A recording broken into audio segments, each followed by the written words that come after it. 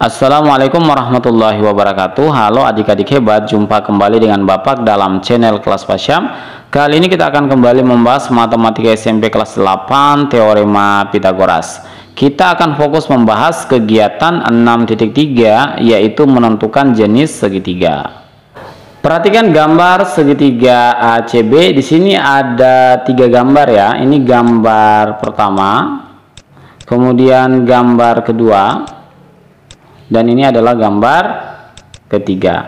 Nah, dari ketiga gambar ini kita akan menentukan jenis segitiganya. Nah, karena ini adalah segitiga ACB, berarti kita fokus pada sudut C-nya. Ingat ya, fokus pada sudut C-nya. Untuk gambar pertama, sudut C-nya terletak di posisi ini. Ini ya, sudut C.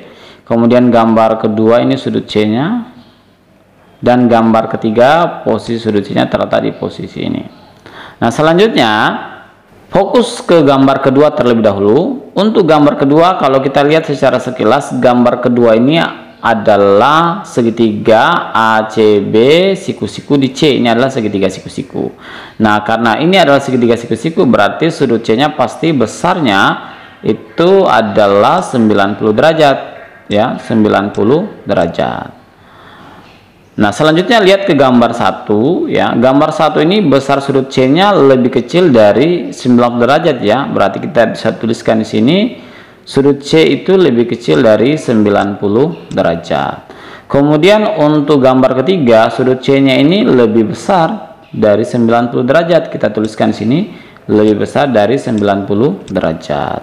Sehingga kita bisa tentukan, karena kita sudah tahu besar sudut C-nya, maka untuk gambar pertama ya, ini gambar 1 ya. Gambar 1 ini disebut sebagai segitiga ACB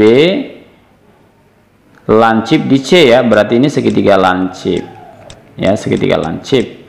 Karena besar sudut C-nya lebih kecil dari 90 derajat. Kemudian segitiga pada gambar kedua ini disebut sebagai segitiga ACB siku-siku di C, berarti segitiga siku-siku. Kemudian untuk gambar ketiga ini adalah segitiga ACB tumpul di C, karena besar sudutnya lebih besar dari 90 derajat ya. Berarti segitiga ACB ini segitiga tumpul ya. Untuk segitiga siku-siku kita sudah bahas pada video sebelumnya, berlaku teorema Pitagoras, yaitu sisi miringnya di sini sisi yang berhadapan dengan sudut C, sisi AB dengan panjang C ya.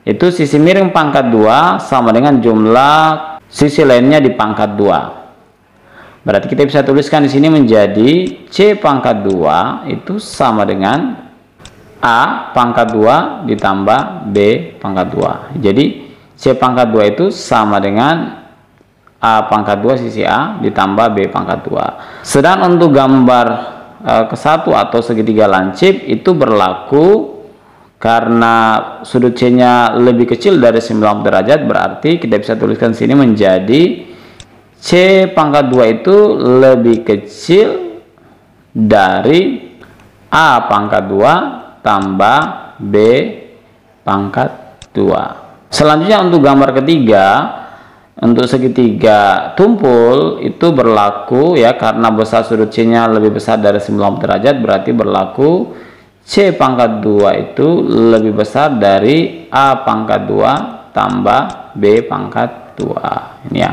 Jadi untuk menentukan apakah segitiga itu termasuk segitiga lancip, siku-siku atau tumpul, kita bisa menggunakan aturan ini ya. Untuk lancip itu jika C di pangkat 2 itu akan lebih kecil dari A pangkat 2 tambah B pangkat 2. Untuk segitiga siku-siku ya, sisi C di pangkat 2 itu pasti sama dengan A pangkat 2 tambah B pangkat 2. Sedangkan segitiga tumpul itu berlaku aturan ya, C pangkat 2 itu pasti lebih besar dari A pangkat 2 tambah B pangkat 2. Nah, agar lebih paham kita akan coba membahas sebuah soal terkait menentukan jenis segitiga.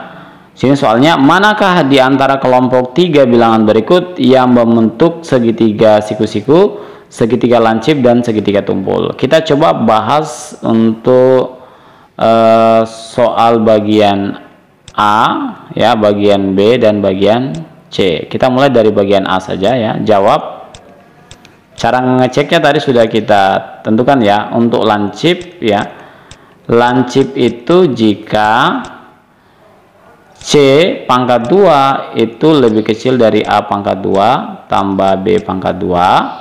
Kemudian siku-siku itu jika C pangkat 2 sama dengan A pangkat 2 tambah B pangkat 2, dan tumpul jika C pangkat 2 lebih besar dari A pangkat 2 tambah B pangkat 2. Oke, kita akan cek untuk bagian A terlebih dahulu, ya. Ini bagian A, kita cek, ya. Untuk bagian A di sini 13, 9, 11. Perhatikan angka terbesar ini sebagai C, ya. Berarti di sini C-nya sama dengan 13, kemudian A-nya itu sama dengan 9 misalkan, ya. Kemudian B-nya sama dengan 11. Nah, tinggal kita menggunakan fokus ke sini dulu, pakai persamaan teorema Pythagoras ini, ya.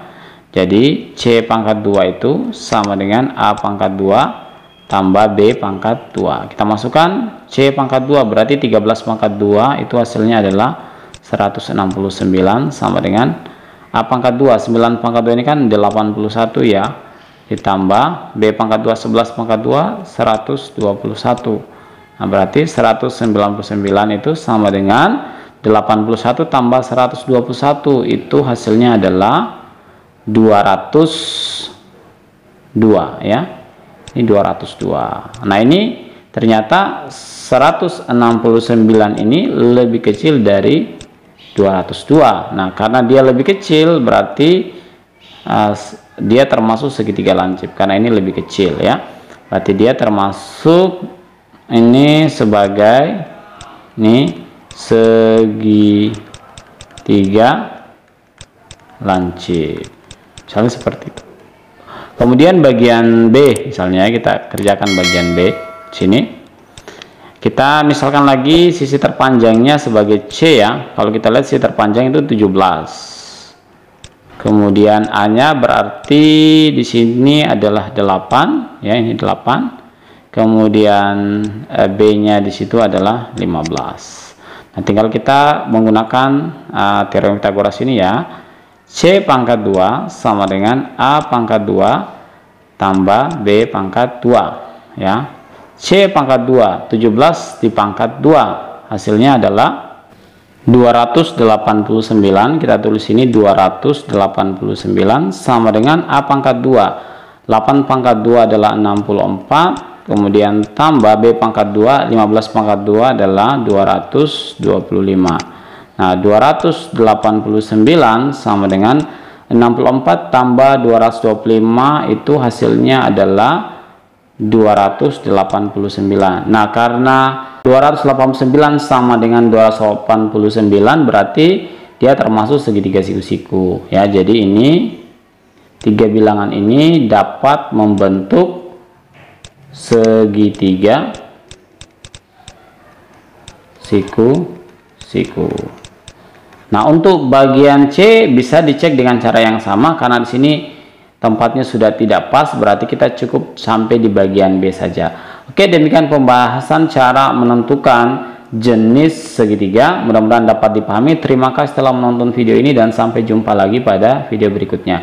Wassalamualaikum warahmatullahi wabarakatuh.